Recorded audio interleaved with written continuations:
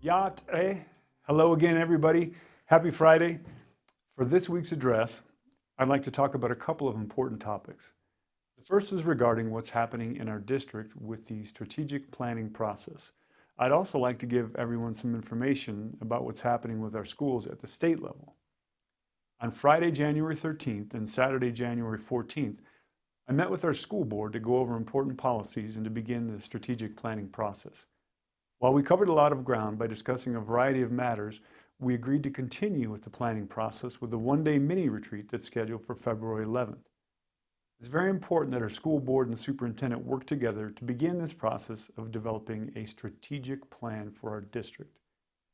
We all look forward to involving our communities in this planning process that is essential to our district to make sure we're making academic progress and changes that are going to help us become a model district for our state.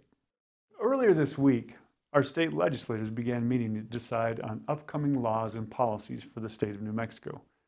During this 60-day session, all of the important decisions regarding the direction of New Mexico schools will be made. It's important that we are all aware of some of the legislation that could happen and become a reality for the next school year. The session began with an address from Governor Lujan Grisham. In her address, she outlined some of her priorities for education. These priorities include the following: $220 million for extended in-classroom learning time. So what does that mean for everybody here?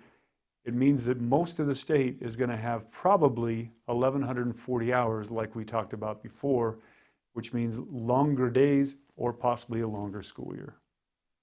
$30 million to provide healthy universal school meals.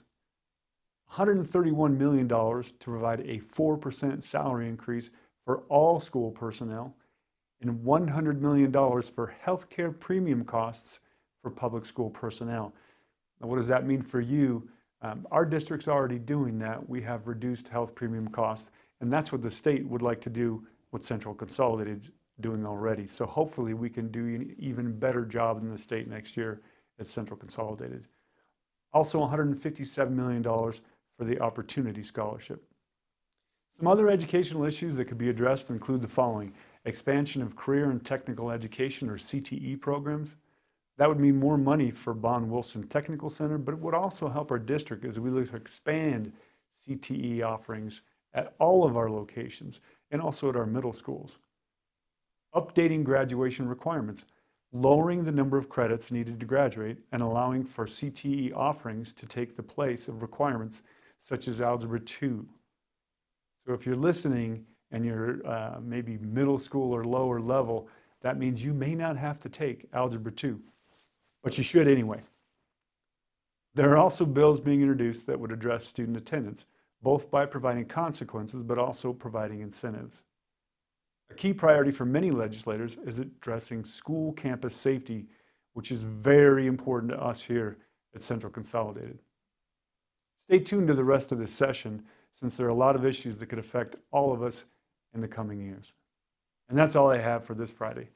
Everybody have a very safe weekend and hopefully a restful weekend as well. We'll see you next week. Hagone. Bye-bye.